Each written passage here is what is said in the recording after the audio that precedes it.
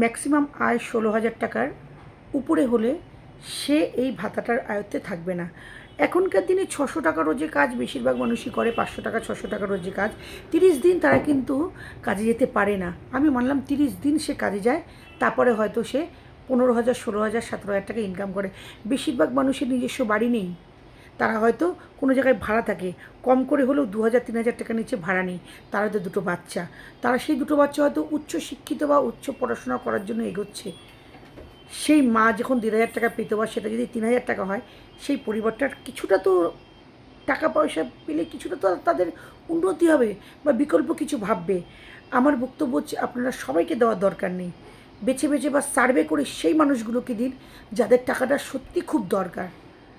আমার এই যুক্তিটা হয়তো অনেকে বলবেন যে আপনি বেশি কথা বলছেন, আমাকে অনেকে অনেক রকম উল্টোপাল্টা SMS করছে আমি কথাগুলো বলছি বলে গরিবদের ব্যাপারে।